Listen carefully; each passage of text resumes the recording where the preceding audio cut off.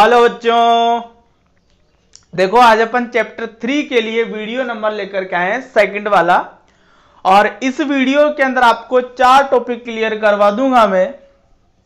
देखो, इसमें पहला टॉपिक अपन पढ़ेंगे मेंडलवाद या मेंडलिज्म, जिसके अंदर अपन मेंडल जो होता है, जो ग्रेगर जोन मेंडल था, उसकी जीवनी के बारे में पढ़ेंगे, उसके कार्यों के बारे में पढ़ेंगे। उसके बाद में दूसरा टॉपिक अपन पढ़ेंगे मेंडलिज्म की पुनः खोज, यानी कि मेंडलवाद का जो दोबारा खोज हुई थी वो किसने की थी, उनके बारे में अपन पढ़ेंगे। इसके बाद में तीसरी बात अपने को पढ़ना है इसमें मेंडल की सफलता के कारण, यानी कि मेंडल सफल क्यों रहा अपने प्रयोगों के अंदर। और लास्ट में अपन पढ़ेंगे कि भाई मेंडल ने जो है मटर के पादप का चुनाव क्यों किया था अपने प्रयोग के अंदर। तो स्टार्ट करते हैं। फर्स्ट वाला टॉपिक आप इसमें लगा लेना आज, मेंडलवाद या मेंडलिज्म।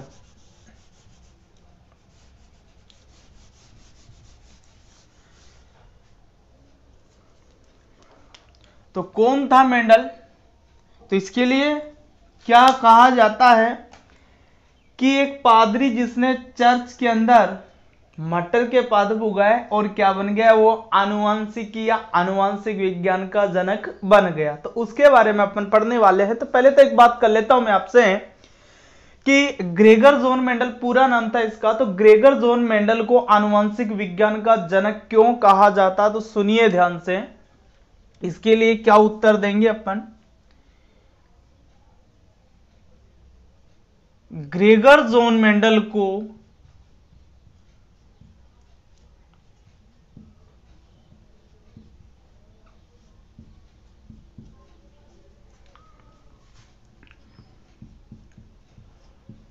आनुवंशिकी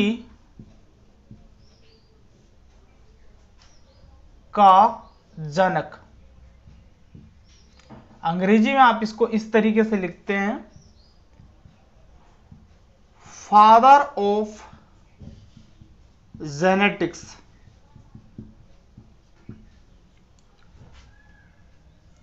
कहते हैं क्योंकि सबसे पहले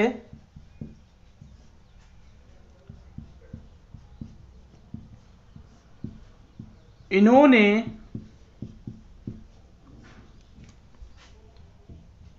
पादपों में वंशागति के नियम दिए थे। तो इनको आनुवांशिकी या आनुवांशिक विज्ञान का जनक बोला जाता है, फादर ऑफ जेनेटिक्स बोला जाता है। क्यों बोला जाता है? क्योंकि आनुवांशिकता से संबंधित पहले नियम जो थे, वंशानुगति से संबंधित पहले नियम जो थे, वो ग्रेगर जोन मेंडल के द्वारा दिए गए थे। और इन्होंने अपने जो नियम थे वो पादपों के लिए दिए थे। ठीक है, तो आनुवांशिकता के शुरुआत में जो नियम थे पादपों के ऊपर इन्होंने दिए थे, लेकिन सबसे पहले नियम दिए इन्होंने थे, इसलिए इनको क्या बोला जाता है? फादर ऑफ जेनेटिक्स बोला जाता है। तो अपन ने क्या बता दिया कि ग्रेगर जोन मेंडल को आनुवांशिकी का जनक यानी कि फादर ऑफ जेनेटिक्स कहते हैं, क्योंकि सबसे पहले इन्होंने ही पादपों में क्या किया था, वंशानुगति के जो नियम थे वो सबसे पहले इन्होंने ही दिए थे। तो ये जो मेंडल है इसके बारे में अपने को पढ़ना है, इनकी जीवनी अपने को पढ़ना है। तो देखिए भाई, बात करता हूं मैं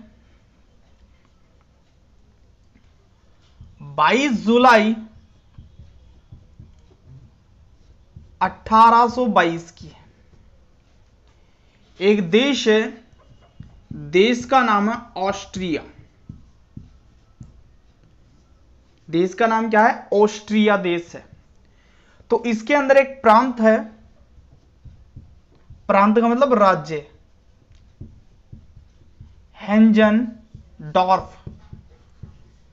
तो इस प्रांत के अंदर एक गांव है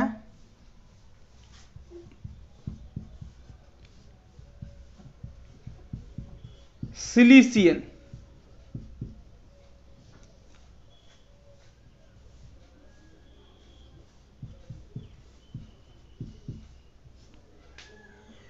तो देखो, कब की बात है? 22 जुलाई 1822 की बात है। ऑस्ट्रेलिया नाम का देश था, उसके अंदर एक प्रांत है हेंजनडॉर्फ, यानी कि एक राज्य है ये, और उस राज्य के अंदर भी एक गांव है, गांव का नाम क्या है? सिलिसियन। तो इस ग्राम के अंदर क्या हुआ कि मेंडल का जन्म हुआ। 22 जुलाई 1822 को ऑस्ट्रिया देश के हेंजनडॉर्फ प्रांत के सिलिसियन ग्राम के अंदर किसका जन्म हुआ? मेंडल का जन्म हुआ। ठीक है, तो यहां पर तो क्या हो गया? इनका जन्म हो गया। इनका जो जन्म था एक किसान परिवार के अंदर, माली परिवार के अंदर इनका जन्म हुआ था। जन्म होने के बाद में इनका पालन पोषण हुआ, इनकी शिक्षा हुई। तो शिक्षा के अंदर क्या किया इन्होंने? विज्ञान के अंदर क्या किया? स्नातक किया। स्नातक करने के बाद में जो गणित के अंदर सांख्यिकी होता है, जिसके अंदर आप ग्राफ बनाते हो, बारंबारता, ये सारी चीजें पढ़ते हो, तो सांख्यिकी का भी इन्होंने क्या किया? अध्ययन किया। लेकिन उसके बाद में क्या होता है कि दर्शन शास्त्र के अंदर एक डिग्री ली इन्होंने। देखो, दर्शन शास्त्र के अंदर क्या होता है कि धर्म से संबंधित बातों की जानकारी का अध्ययन करना पड़ता है। तो ये ऑस्ट्रिया देश के अंदर रहते थे, वहां पर जो ईसाई धर्म होता है वो चलता है ज्यादातर। तो ईसाई धर्म के अंदर इन्होंने क्या किया? अध्ययन किया और दर्शन शास्त्र की डिग्री ले ली। ठीक है, तो देखो सन 1842 के अंदर इन्होंने क्या किया? दर्शन शास्त्र की डिग्री प्राप्त की। तो इन्होंने धर्म से संबंधित शिक्षा क्या कर ली? प्राप्त कर ली। अब ये धर्म से संबंधित शिक्षा प्राप्त करने के बाद में क्या करते हैं? चर्च के अंदर पादरी बन जाते हैं। तो सन 1843 के अंदर क्या करते हैं? ये ऑस्ट्रिया के अंदर एक शहर है जिसका नाम है ब्रून शहर। तो ब्रून शहर के अंदर ये क्या हो जाते हैं? चर्च में पादरी बन जाते हैं।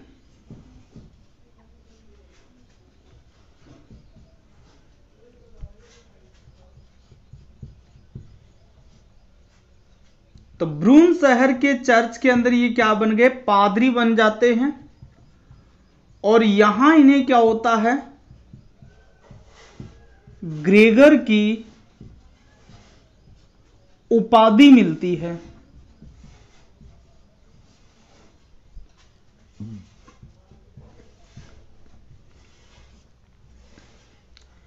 यहां इनको क्या हो गया? ग्रेगर की उपाधि मिल गई। तो इनका जो नाम था वास्तव में वो तो केवल जॉन मेंडल था, लेकिन जैसे इनको ग्रेगर की उपाधि मिली तो इनका पूरा नाम क्या बना? Gregor John Mendel.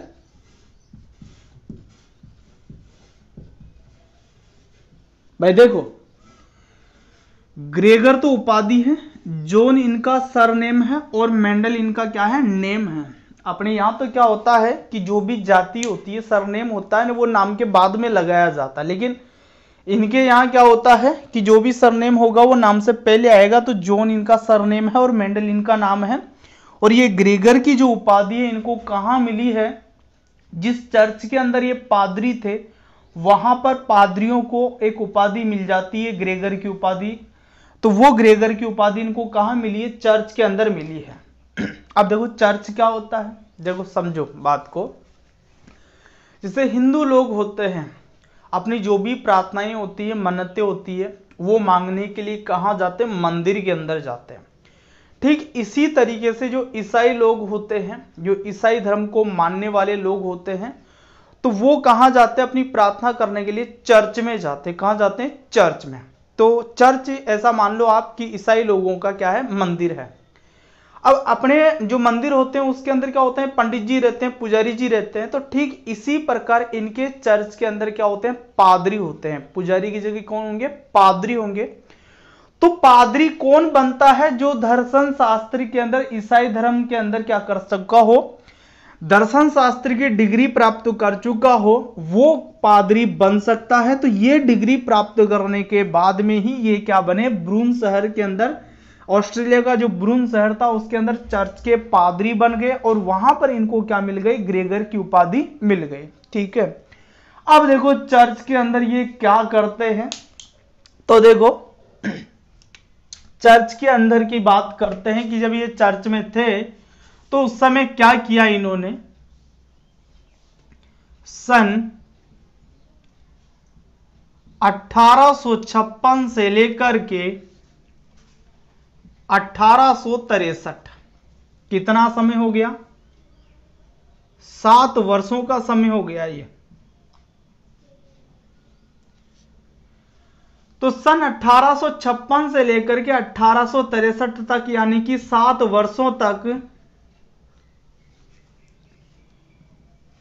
उद्यान मटर का जो वैज्ञानिक नाम होता है वो होता पाइसम सैटाइवम। पाइसम सैटाइवम वैज्ञानिक नाम है, तो इसको क्या करना पड़ेगा, अलग अलग अंडरलाइन कर लेगा। पाइसम और ये सैटाइवम, पाइसम वंश का नाम और सैटाइवम किसका नाम है, जाति का नाम है। तो जब ये उद्यान के अंदर थे तो इन्होंने 1856 से लेकर के 1863 तक यानी कि 7 वर्षों तक उद्यान मटर पाइसम सैटाइवम पर क्या किया, संकरण के प्रयोग किए।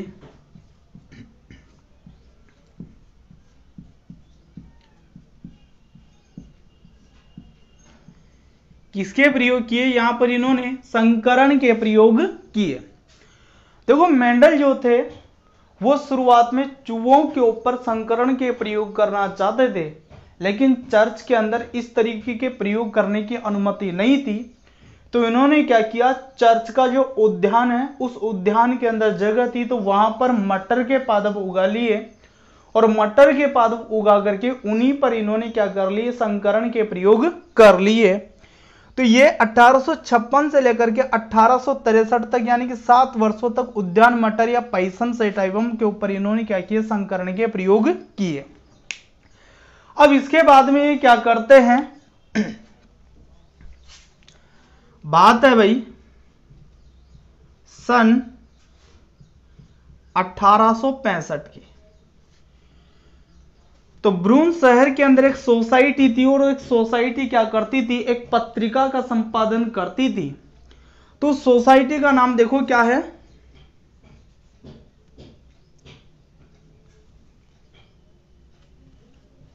ब्रून सोसाइटी ऑफ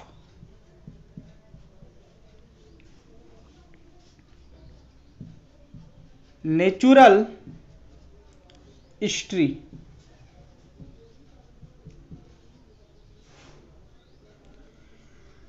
तो ऑस्ट्रेलिया के अंदर ब्रून शहर जो है, शहर के अंदर ही एक सोसाइटी है और सोसाइटी का नाम क्या है, ब्रून सोसाइटी ऑफ नेचुरल हिस्ट्री। तो इस सोसाइटी के समक्ष इन्होंने क्या किया, शोध पत्र के रूप में प्रस्तुत किया। इन्होंने जो भी प्रयोग किए थे उनके जो भी निष्कर्ष इन्होंने निकाले उन सारे निष्कर्षों को इन्होंने क्या किया, ब्रून सोसाइटी ऑफ नेचुरल हिस्ट्री के समक्ष शोध पत्र के रूप में उसको क्या कर दिया, प्रस्तुत कर दिया। उस प्रयोग को अखबार में छपवाने के लिए इन्होंने क्या कर लिया, प्रस्तुत कर दिया। देखो अखबार कई तरीके के होते हैं, कुछ अखबार ऐसे होते हैं जो कि रोजानाएं आते हैं, रोजाना छपते हैं, तो वो दैनिक होते हैं।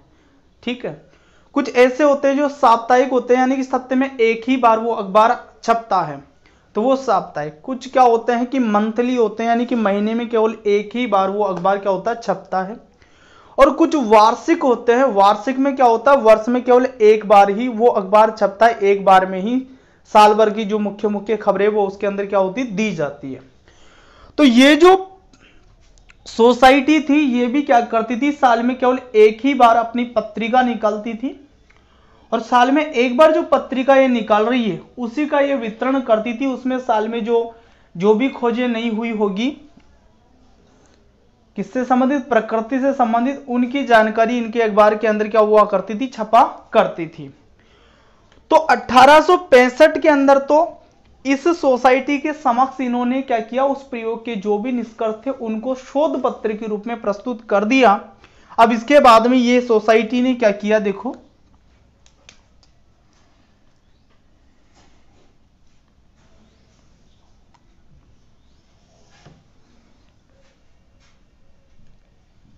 सन 1866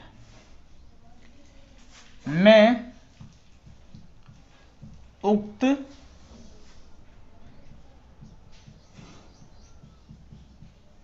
सोसाइटी ने अपनी वार्षिकी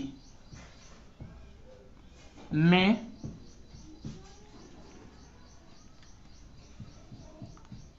पादप संकरण पर प्रयोग नामक शीर्षक से प्रकाशित किया। ठीक है, तो इस सोसाइटी ने क्या कर लिया, 1866 के अंदर जो इनकी वार्षिकी थी, यानी कि वर्ष में एक बार ये जो अखबार छापते थे, तो उस वार्षिकी के अंदर इन्होंने क्या किया, वो जो प्रयोग था उसका प्रकाशन किया, और उस प्रयोग का जो शीर्षक था, यानी कि जो टाइटल है, हेडिंग है, वो क्या रखी उस प्रयोग की, पादप संकरण पर प्रयोग। इस शीर्षक से उन्होंने क्या कर दिया, उन जो भी प्रयोग थे, जो भी प्रेक्षण थे, निष्कर्ष थे, उनको अपने अखबार के अंदर क्या कर दिया, छाप दिया। तो भैया क्या हुआ यहां पर कि मेंडल ने जो भी प्रयोग किए थे उन प्रयोगों के आधार पर इन्होंने आनुवंशिकी से संबंधित नियम दिए थे, और वो जो नियम है उन्हीं को अपन क्या बोलते हैं, मेंडलवाद या मेंडलिज्म बोलते हैं। तो यहां पर एक लाइन में जोड़ना चाहूंगा कि मेंडल ने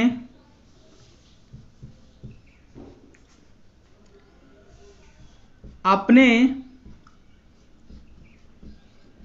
प्रयोग के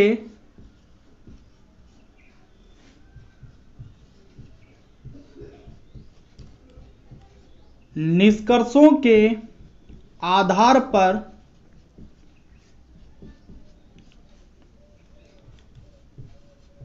वंशागति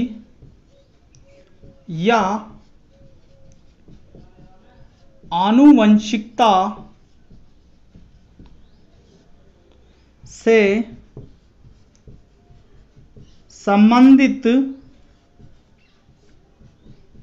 नियम दिए,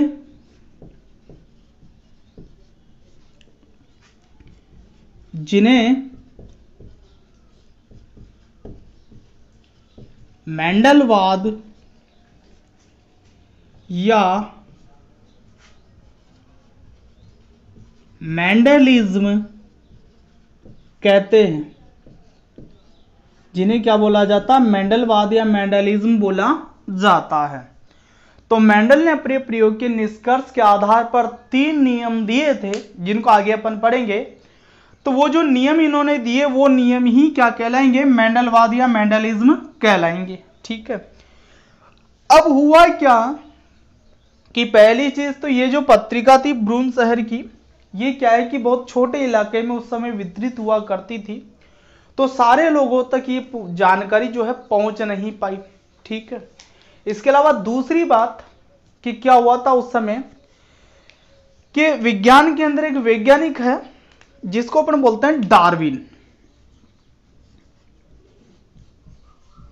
डार्विन नाम का वैज्ञानिक था, और लगभग इसी समय उनकी एक किताब है ओरिजिन ऑफ द स्पीसीज, जिसमें इन्होंने जातियों की उत्पत्ति समझाई थी।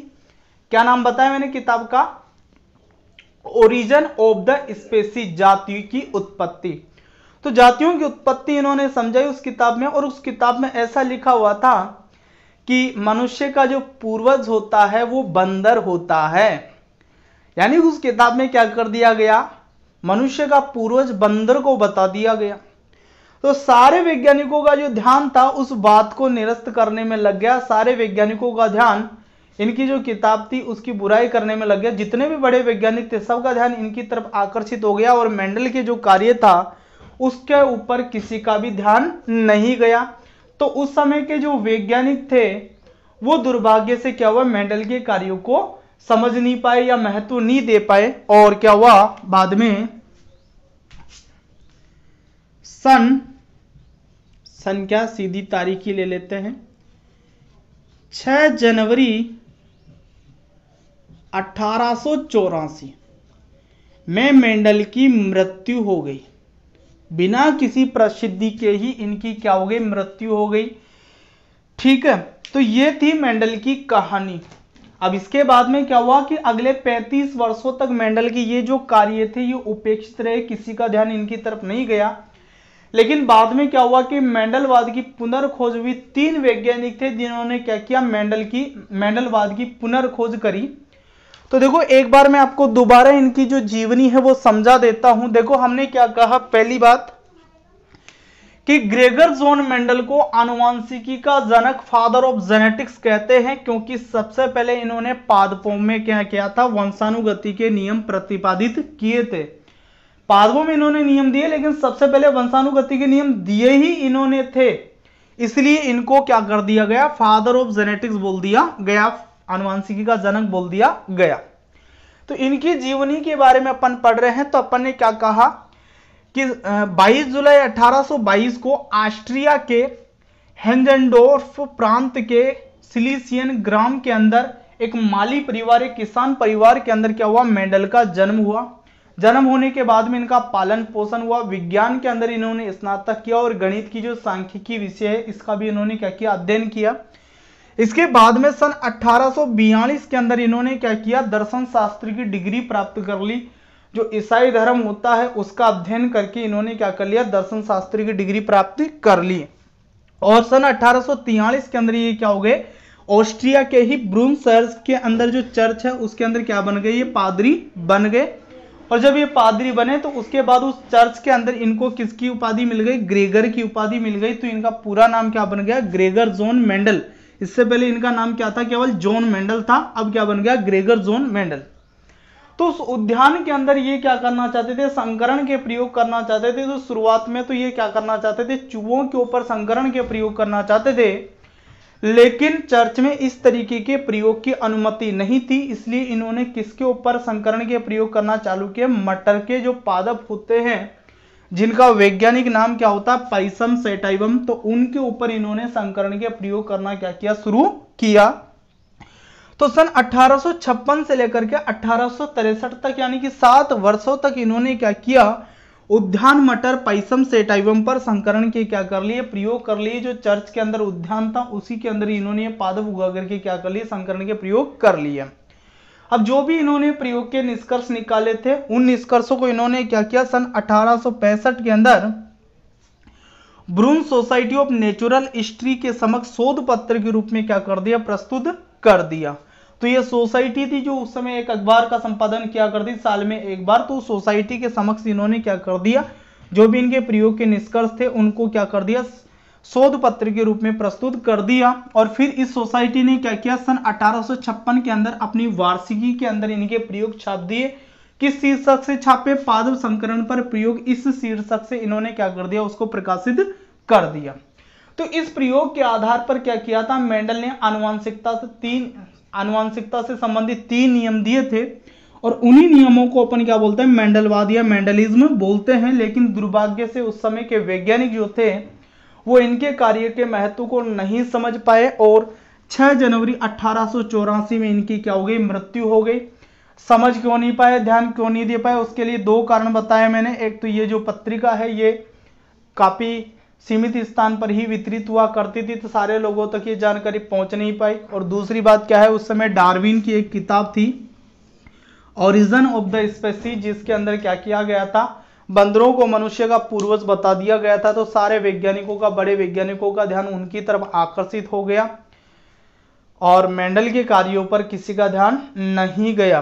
तो इस तरीके से ये मेंडल की जो जीवनी है इसको आप नोट करो। उसके बाद में मेंडल की जो पुनर्खोज हुई थी, मेंडलवाद की जो पुनर्खोज हुई थी, उसके बारे में बताता हूं।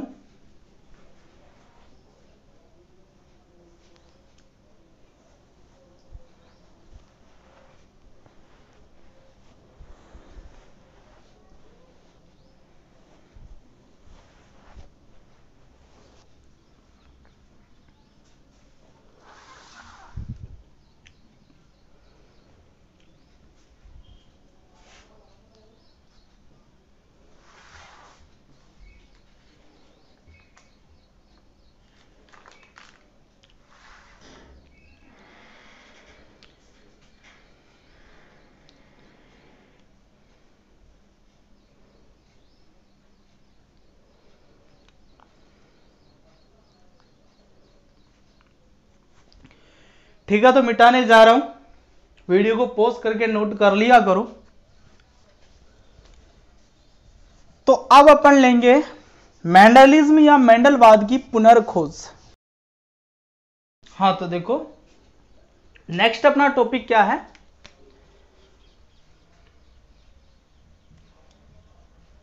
मेंडलिज्म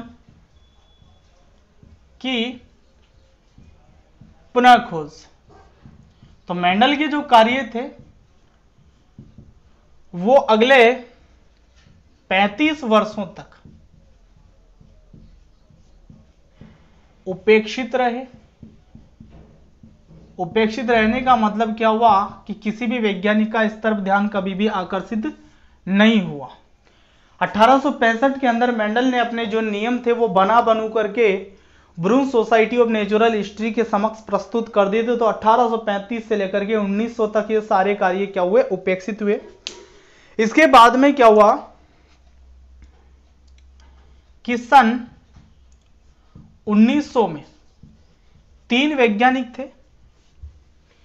इसमें से एक वैज्ञानिक ऑस्ट्रिया का भी था, एक वैज्ञानिक हॉलैंड का था और एक वैज्ञानिक था जर्मनी का।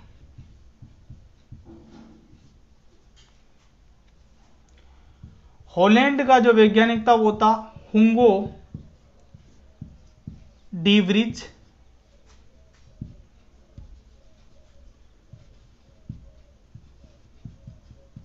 जर्मनी का कार्ल कॉरेंस और ऑस्ट्रिया का था एरिक वान शेरमेक। ऑस्ट्रिया का एरिक वान शेरमेक, हॉलैंड के हुंगो डीवरिज और जर्मनी के कार्ल कॉरेंस, ये 3 वैज्ञानिक थे। और इन तीनों वैज्ञानिकों ने क्या किया, मटर के पौधों के ऊपर ही प्रयोग किए थे। और मटर के पौधों पर प्रयोग करते हुए क्या हुआ कि ये ठीक मेंडल के ही निष्कर्षों पर पहुंचे। तो इनको पता पड़ा कि बाद में यार ये खोज तो पहले ही जो है मेंडल कर गया है, अपन तो क्या है कि उसकी दोबारा से खोज कर रहे हैं। तो इन तीनों वैज्ञानिकों ने मिलकर के बाद में क्या किया कि मेंडल को वापस क्या किया, सम्मान दिलवाया।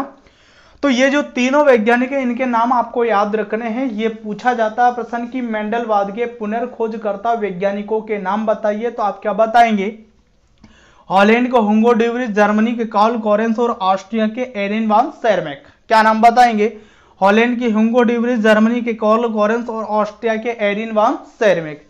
तो ये जो 3 वैज्ञानिक थे इनको क्या बोला जाता है, मेंडलवाद के पुनर्खोजकर्ता माना जाता है। तो तीनों वैज्ञानिकों के नाम नोट करो। सन 1900 के अंदर इन्होंने मेंडलवाद की क्या कर दी, पुनः खोज कर दी।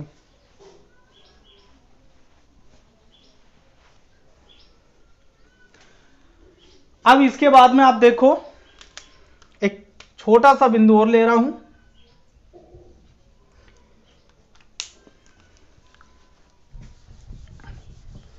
मेंडल की सफलता के कारण।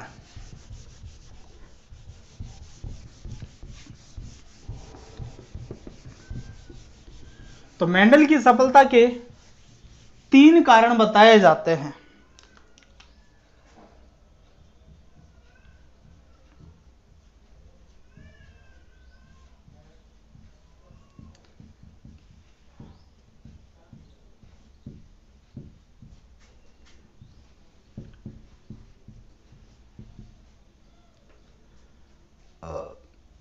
मेंडल की सफलता के कारण।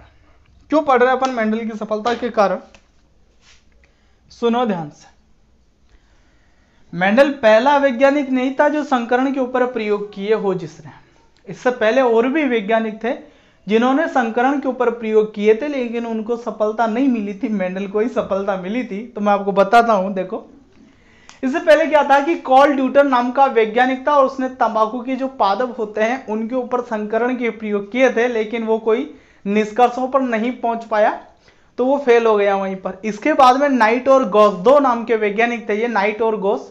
उन्होंने ठीक मटर के पौधों पर ही संकरण के प्रयोग किए थे, लेकिन वो भी क्या हुआ, सफल नहीं हो पाया। तो मेंडल ही सफल क्यों हो पाया, उसके पीछे 3 कारण दिए जाते हैं। तो देखो कौन कौन से कारण हैं। पहला कारण देखते हैं।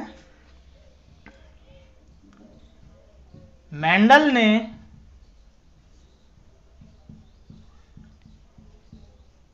एक बार में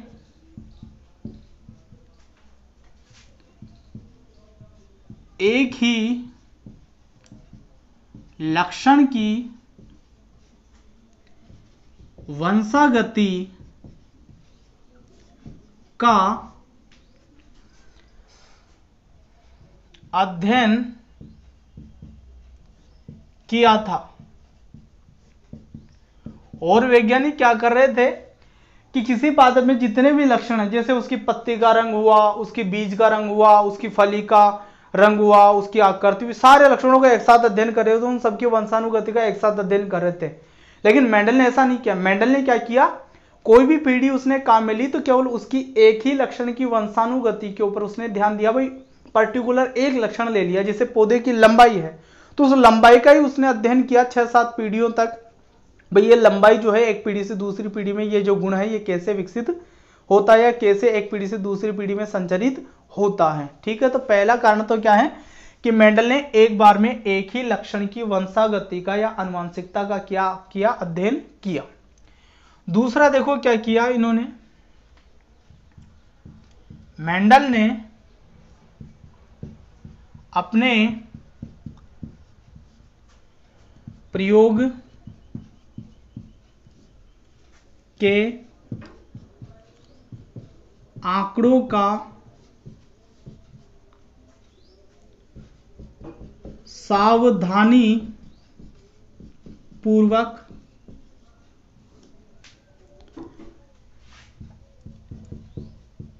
सांख्यिकीय विश्लेषण किया। सांख्यिकीय विश्लेषण किया।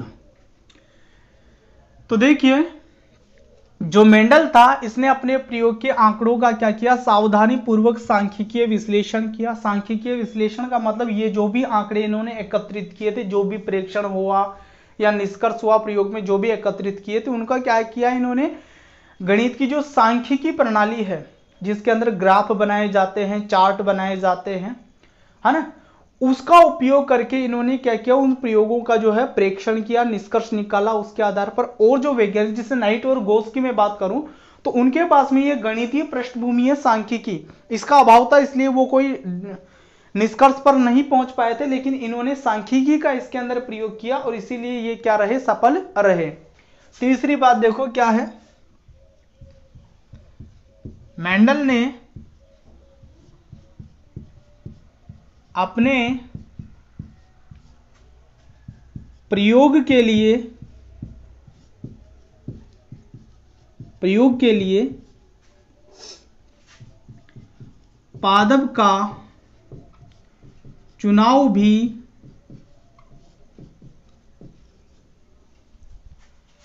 सावधानी पूर्वक किया।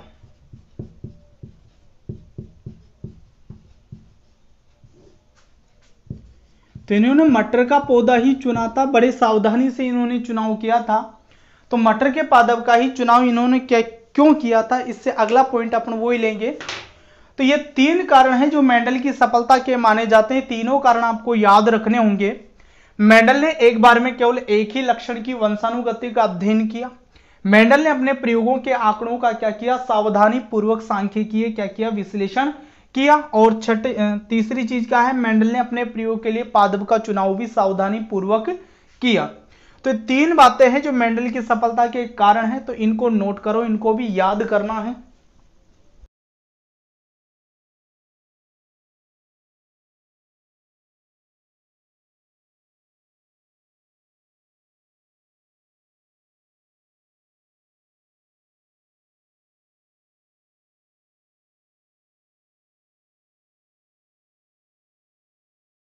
अब इसके बाद में देखो आप मटर का जो पादप है उसके चयन के कारण देखेंगे, तो कारण कितने हैं? 4 है टोटल। मेंडल ने मटर के पादप का ही चयन क्यों किया था, इसके पीछे कितने कारण बताए जाते हैं? 4 कारण बताए जाते हैं। तो एक एक कारण को अपन ध्यान से समझते हुए चलेंगे। देखो पहला कारण क्या है कि मटर का जो पादप होता है वो 1 वर्षीय सांकीय पादप होता है। कैसा होता है? 1 वर्षीय सांकीय पादप। देखो पहली चीज अपन देखें भाई 1 वर्षीय, तो देखो पौधों को अपन क्या करते हैं, उनकी आयु के हिसाब से 3 प्रकार के पादप बताते हैं। 1 वर्षीय पादप होते हैं, द्विवर्षीय पादप होते हैं और बहुवर्षीय पादप होते हैं। तो 1 वर्षीय पादप वो होते हैं जो 1 वर्ष या 1 वर्ष से कम अवधि के अंदर अपना जीवन काल पूरा कर लेते हैं। 1 वर्षीय पादप वो होते हैं जो 1 वर्ष या 1 वर्ष से कम आयु के अंदर अपना जीवन काल क्या कर लेते हैं? पूरा कर लेते हैं। द्विवर्षीय 2 वर्ष के अंदर अपना जीवन काल पूरा करे, और बहुवर्षीय के अंदर मतलब यह है कि 2 से ज्यादा 2 वर्ष से अधिक समय के अंदर अपना जीवन काल पूरा करे। तो पहली बात यह थी कि मटर का जो पादप होता है वो 1 वर्षीय होता है। 1 वर्षीय होने के कारण क्या होगा कि कम समय में इसकी अधिक पीढ़ियों का अध्ययन किया जा सकेगा। क्या होगा इसका मतलब? कम समय में इसकी अधिक पीढ़ियों का अध्ययन किया जा सकेगा। यहां यदि मान लीजिए कोई बड़ा बहुवर्षीय पौधा ले लेता मेंडल, तो उसको क्या होता कि उसकी अनेक सारी पीढ़ियों का अध्ययन करने में बहुत ज्यादा समय लग जाता। लेकिन चूंकि ये मटर का जो पादप होता है तो 4 ही महीने के अंदर अपना जीवन काल पूरा कर लेता है ये तो 1 ही वर्ष के अंदर, या जैसे मान लीजिए 6-7 वर्षों के अंदर, तो वो क्या कर सकता था? इसकी बहुत सारी पीढ़ियों का अध्ययन कर सकता था। भाई एक पीढ़ी का मतलब समझते हो ना भाई, माता पिता, फिर उनकी संतान, फिर उनकी संतान, फिर उनकी संतान, फिर उनकी संतान। तो ठीक इसी प्रकार यहाँ पर पौधे थे तो जनक पौधे हैं, तो उनके संतति पौधे, फिर उनके संतति पौधे, फिर उनके संतति पौधे। तो उन सारी पीढ़ियों का ये क्या कर पाया? कम समय में अध्ययन कर पाया। इसके अलावा यहां पर एक बात और लिखी हुई है, शाकीय। तो शाकीय क्या होता है वो भी समझ लेते हैं। देखो पौधे को आकार के आधार पर अपन 3 भागों में बांटते हैं, शाख, झाड़ी और वृक्ष। शाख, झाड़ी और वृक्ष। तो शाख का मतलब है छोटा पौधा, जैसे बैंगन का होता है, टमाटर का होता है, वो छोटा आकार का पौधा। झाड़ी का मतलब है उससे थोड़ा बड़े आकार का पौधा, जैसे नींबू का पेड़ हुआ, करुंजे का पेड़ हुआ, उस तरीके से। और वृक्ष का मतलब है बहुत बड़ा पेड़, जैसे नीम का पेड़ होता, बरगद का पेड़ होता है ना, उस तरीके के। तो चूंकि ये शाकीय पादप था तो कम जगह पर आसानी से इसको उगाया जा सकता था, और दूसरी बात यह है कि इसका रखरखाव, पौधे का जो रखरखाव है वो भी आसानी से किया जा सकता था। तो पहला कारण क्या है? मेंडल ने मटर के पादप का चयन क्यों किया? तो अपन ने क्या बताया कि मटर का पौधा 1 वर्षीय शाकीय पादप होता है, जिससे कम समय में इसकी अनेक पीढ़ियों का अध्ययन किया जा सकता है। पहला कारण समझ में आ गया भाई, इसका जो जीवन काल है वो कम है, आकार छोटा है, तो इस वजह से इसका रखरखाव आसानी से हो जाता है और कम समय में इसकी अधिक पीढ़ियों का अध्ययन किया जा सकता है। इसके बाद में दूसरा कारण देखो आप कि जो मटर होता है इसके अंदर द्विलिंगी पुष्प होते हैं। कैसे पुष्प होते हैं? द्विलिंगी पुष्प होते हैं, जिनके अंदर क्या होता है कि प्राकृतिक रूप से स्वपरागण पाया जाता है। प्राकृतिक रूप से कौन सा परागण पाया जाता है? इसके अंदर स्वपरागण पाया जाता है। तो स्वपरागण पाया जाने के कारण क्या होगा? पहले अपन स्वपरागण को ही समझ लेते हैं कि होता क्या है स्वपरागण। ठीक है, तो जैसे मान लीजिए ये यहां पर इसी तरीके से मटर का पुष्प है ना। मटर का जो पुष्प है उसके अंदर स्त्रीकेसर होगा और पुंकेसर भी होंगे। स्त्रीकेसर पुष्प का नर जननांग होता, स्त्रीकेसर पुष्प का मादा जननांग होता है। तो ये जैसे मान लीजिए ये तो क्या है, स्त्रीकेसर है ये।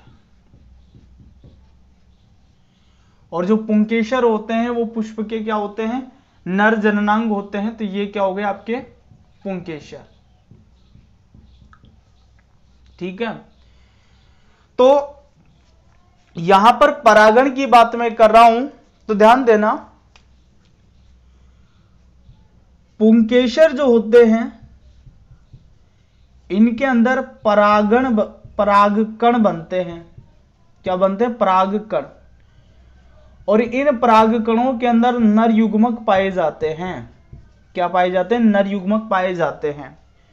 तो देखो जो परागकण है वो किस में पाए जाते हैं, पुंकेसर में पाए जाते हैं।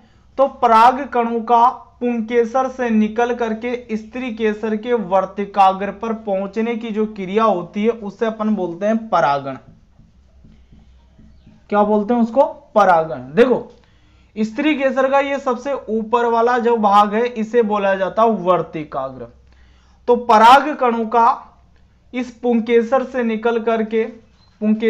निकल करके स्त्रीकेसर के वर्तिकाग्र पर पहुंचने की जो क्रिया है वो क्या कहलाती है, परागण कहलाती है। तो परागण दो प्रकार का होता है, एक तो होता है स्वपरागण और एक प्रकार और होता है इसका जिसे अपन बोलते हैं परपरागण। परपरागण, तो एक तो स्वपरागण है और दूसरा कौन सा प्रकार है, परपरागण है। तो स्वपरागण में क्या होता है कि जो परागकण है उसी पुष्प के वर्तिकाग्र पर पहुंचते हैं या उसी पौधे का कोई दूसरा पुष्प है उसके वर्तिकाग्र पर पहुंचते हैं, तो वो क्रिया क्या कहलाती है, स्वपरागण कहलाती है। यानी कि इसमें क्या होगा कि जिस स्त्रीकेसर पर परागकण पहुंच रहे हैं, परागकण भी उसी पौधे के होंगे, किसी अन्य पौधे के नहीं आएंगे। जो पौधा था ना उसी पौधे के परागकण रहेंगे। तो इससे क्या होगा कि नर युग्मक भी इसी पौधे का रहेगा और मादा युग्मक भी इसी पौधे का रहेगा। तो इससे क्या है कि पौधे के अंदर कोई नए गुण आने की संभावना नहीं रहेगी। जैसा पुराना वाला पौधा था वैसा का वैसा ही नया पौधा रहेगा। तो स्वपरागण से क्या होता है कि समयुग्मजीय या शुद्ध वंश क्रम तैयार किए जा सकते हैं। उनके अंदर किसी और के गुण नहीं आएंगे। जो पौधे के अंदर गुण है, पहले वाले पौधे में जो गुण है वो के वही गुण उसके अंदर रहेंगे। तो देखो यहां पर अपन ने क्या कहा कि मटर के पादप के अंदर द्विलिंगी पुष्प पाए जाते हैं जिनमें प्राकृतिक रूप से ही स्वपरागण पाया जाता है। जिनमें प्राकृतिक रूप से कौन सा परागण पाया जाता है, स्वपरागण पाया जाता है। और स्वपरागण के द्वारा क्या प्राप्त किए जा सकते हैं, समयुग्मजीय शुद्ध वंश क्रम जो है प्राप्त किया जा सकता है। तो दूसरा जो कारण है वो क्या बताया हमने कि मटर के पादप के अंदर द्विलिंगी पुष्प पाए जाते हैं। द्विलिंगी का मतलब स्त्रीकेसर और पुंकेसर दोनों एक ही पादप पर स्थित होते हैं। तो मटर के पादप में द्विलिंगी पुष्प पाए जाते हैं जिनमें प्राकृतिक रूप से कौन सा परागण है, स्वपरागण है। और स्वपरागण द्वारा समयुग्मजीय शुद्ध वंश क्रम क्या किया जा सकता, तैयार किया जा सकता है। अब तीसरा कारण देखिए कि जो मटर का जो पुष्प होता है वो क्या था कि थोड़े बड़े आकार का था। तो इसमें एक क्रिया संभव थी, उस क्रिया को अपन बोलते हैं विपुंसन। कौन सी विधि, विपुंसन क्रिया या विपुंसन विधि। तो इसमें क्या होता है समझते हैं अपन।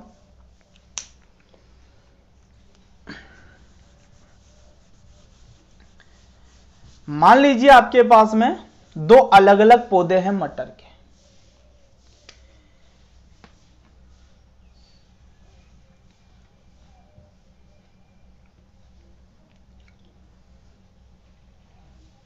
जैसे मान लीजिए एक पौधा तो ये है और इस पौधे के ऊपर क्या है कि एक पुष्प लगा हुआ है इस तरीके से, यहां ये बीच में स्त्रीकेसर आ गया और पुंकेसर दिखा देते हैं, ये मान लीजिए इसके पुंकेसर, ठीक है। और ऐसे ही मटर का मान लीजिए ये दूसरा पौधा है, कोई अन्य पौधा, ठीक है। इस पौधे में भी क्या है कि एक पुष्प लगा हुआ है, कुछ इस तरीके से इसमें पुष्प लगा हुआ है, ये इसका स्त्रीकेसर है।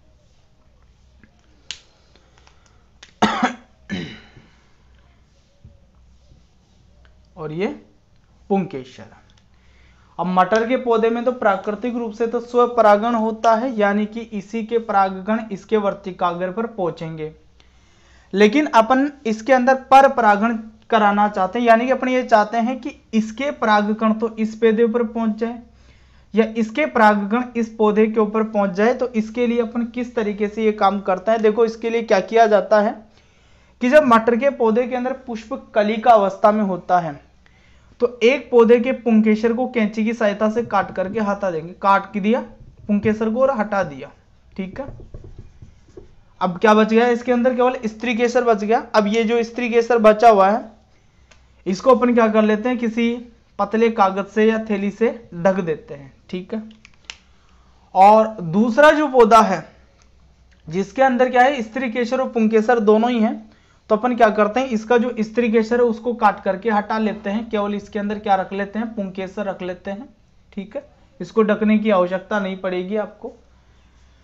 तो यहां पर देखो आप कि अपन ने पुंकेसर को हटा दिया, तो पुंकेसर हटाने की ये जो क्रिया है इसे अपन क्या बोलेंगे, विपुंसन विधि बोलेंगे। पुंकेसर को काट करके हटा दिया, ये क्रिया क्या कहलाएगी, विपुंसन विधि कहलाएगी। अब देखो ऐसा करने से क्या होगा कि जब ये पुंकेसर पक जाएंगे पूरी तरीके से तो इसका जो ऊपर वाला भाग है इसके अंदर परागकण भर जाएंगे। तो अपन क्या करेंगे, इन पुंकेसर को यहां से हटाएंगे, ये जो यहां पर थैली लगाई थी इसको हटा करके सारे परागकण इसके ऊपर छिड़क देंगे, छिड़क करके इसको वापस क्या कर देंगे, ढक देंगे। तो यहां पर परागकण जो है वो कहां से आए, दूसरे पौधे से आए। तो ये दूसरे पौधे से परागकण इसके ऊपर अपन ने डाल दिए ना, तो ये पर परागण हो गया। क्या हो गया, पर परागण हो गया। तो अपन ने कृत्रिम रूप से इसके अंदर क्या करवा दिया, पर परागण करवा दिया। तो तीसरा कारण यही दिया हमने कि मटर के पौधे में विपुंसन विधि के द्वारा कृत्रिम रूप से आसानी से क्या करवाया जा सकता है, पर परागण करवाया जा सकता है। यानी कि अपन चाहे जैसे क्या करवा सकते हैं, इन पौधों के बीच में जनन करवा सकते हैं। इसके पीछे कारण क्या है कि मटर के जो पुष्प है थोड़े बड़े आकार के होते हैं, तो इनमें विपुंसन आसानी से हो जाता है, यानी कि जो पुंकेसर है उनको कैंची की सहायता से काट करके आसानी से अपन क्या कर सकते हैं, हटा सकते हैं, ठीक है। तो ये तीसरा कारण। इसके अलावा चौथा कारण ये है कि जो मटर का पौधा होता है उसके अंदर जो लक्षण होते हैं, तो उसके अंदर जो लक्षण है उनमें विपरीत लक्षण पाए जाते हैं, विपर्यासी लक्षण पाए जाते हैं। विपर्यासी लक्षणों का क्या मतलब होता है, देखो भाई, विपर्यासी या विपरीत लक्षणों का मतलब होता है कि एक दूसरे से उल्टे लक्षण हो और वो स्पष्ट देखे जा सकते हो। जैसे मान लीजिए मटर का जो पौधा है उसके अंदर पुष्पों का रंग लेवे अपन, तो बैंगनी और सफेद रंग के पुष्प होते हैं इसके अंदर। ऐसा नहीं है कि इन दोनों के बीच का कोई कलर विद्यमान हो या इन दोनों के अलावा कोई और भी कलर इसके अंदर देखा जाता हो। पुष्प का रंग या तो बैंगनी ही होगा या सफेद होगा। तो ये बैंगनी रंग और सफेद रंग जो है पुष्प के, ये एक दूसरे के विपरीत या विपर्यासी लक्षण है, यानी कि एक होगा तो दूसरा नहीं होगा और दूसरा होगा तो पहला वाला नहीं होगा। यानी कि पुष्प का रंग सफेद है तो सफेद रहेगा, बैंगनी नहीं होगा उस कंडीशन में। और यदि बैंगनी है तो फिर बैंगनी रहेगा, सफेद नहीं होगा। किसी भी कंडीशन में इन दोनों के बीच का कलर नहीं होगा। तो इसमें इस तरीके के क्या है कि बहुत सारे लक्षण पाए जाते हैं मटर में, जिससे इसको लक्षणों को आसानी से अपन क्या कर सकते हैं, पहचान सकते हैं। तो देखो मटर के पौधे में कई विपरीत या विपर्यासी लक्षणों के जोड़े पाए जाते हैं और जिन्हें क्या कर सकते हैं अपन स्पष्ट रूप से पहचान सकते हैं। तो कोई भी पौधा है उसके जो लक्षण है उसको क्या कर सकते हैं, आसानी से पहचान करके उसका अंदाजा लगाया जा सकता है।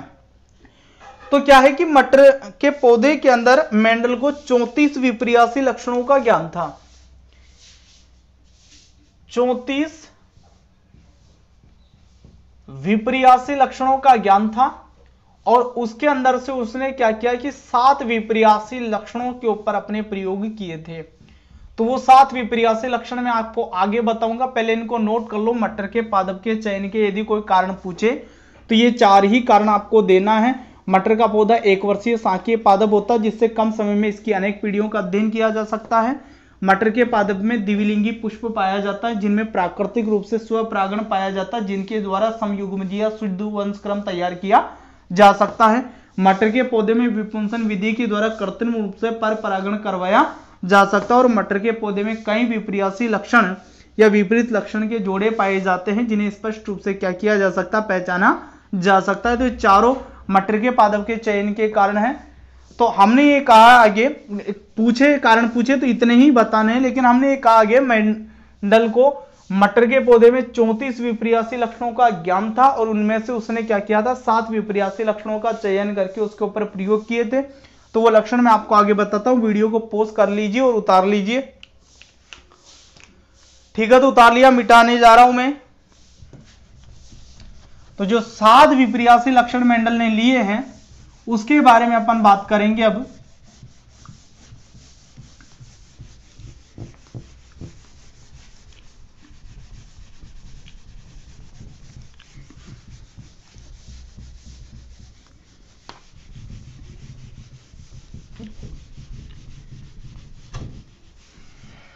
हाँ, तो देखिए यहां पर अपन ले लेते हैं क्रम संख्या 7 विपर्यासी लक्षण याद करने आपको। यहां पर आप ले लो पादप की लंबाई,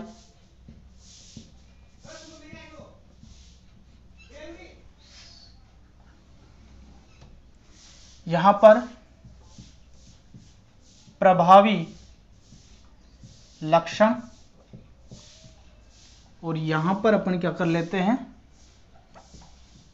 अप्रभावी लक्षण ले लेते हैं। प्रभावी और अप्रभावी लक्षण क्या होते हैं इसके बारे में मैं आपको आगे बताऊंगा, शब्दावलियों में और प्रयोग में दोनों में ये चीजें आएगी। देखो पादप की लंबाई में पहला लक्षण अपन ले लेते हैं, सॉरी यहां पर पादप के लक्षण लिखना है, पादप के लक्षण। तो इसमें पहला लक्षण आप ले लेते हैं पादप की लंबाई। पादप की लंबाई, तो इसमें 2 प्रकार के लक्षण होते हैं। एक तो होता है लंबापन, यानी कि पौधा लंबा हो सकता है, या फिर बोनापन, यानी कि पौधा कैसा हो सकता है, बोना हो सकता है। दूसरा देखते हैं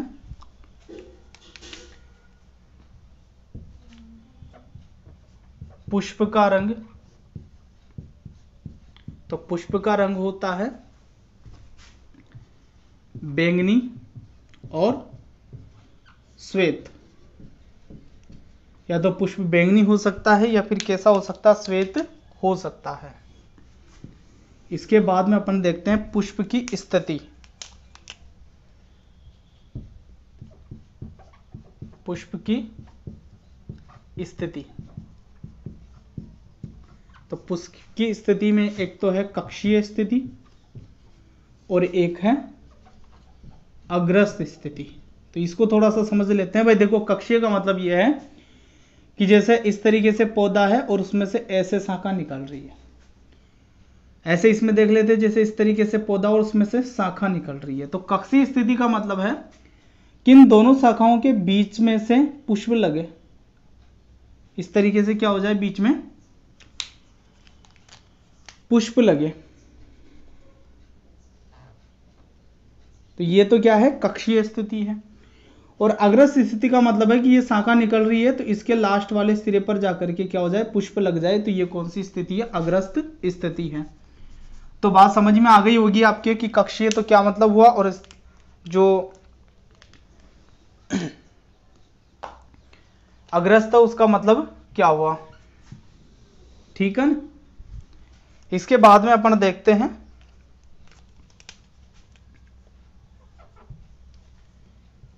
कच्ची फली का रंग, मटर के अंदर जो फलियां आती है उसकी बात कर रहे हैं। तो कच्ची फली का रंग देखो, इसमें हरा और पीला।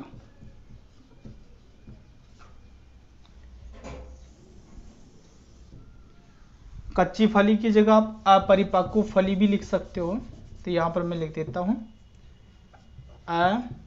अपरिपक्व फली का रंग। कच्ची फली, अपरिपक्व फली एक ही बात है ना। परिपक्व फली की आकृति, अब परिपक्व का मतलब समझ गए, पक्की हुई फली, उसकी आकृति। तो दो तरीके की आकृति हो सकती है, एक तो हो सकती है वो चपटी, और दूसरी हो सकती है संकीर्णित। संकीर्णित का मतलब है कि जो फली है उसके ऊपर झुर्रियां पड़ी हुई रहे। ठीक है, इसके बाद में अपन रखते हैं बीज का रंग। कोई इसमें बीज चोल का रंग भी बताता, वो भी सही है। बीज चोल और बीज का रंग एक ही बात है। तो देखिए इसमें पीला और हरा, और लास्ट में अपन लेते हैं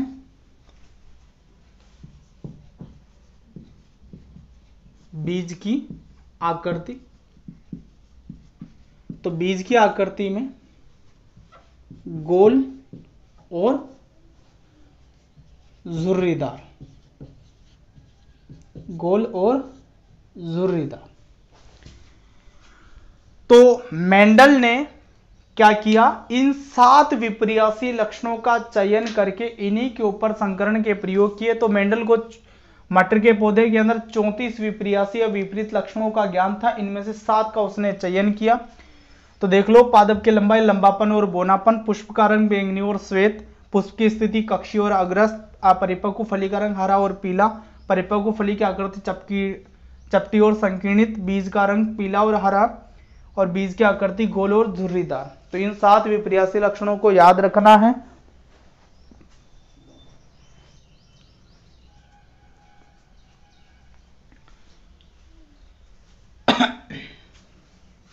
ठीक है, तो बच्चे आज के वीडियो के अंदर इतना ही। मिलते हैं फिर नेक्स्ट वीडियो में, तब तक के लिए ऑल द बेस्ट।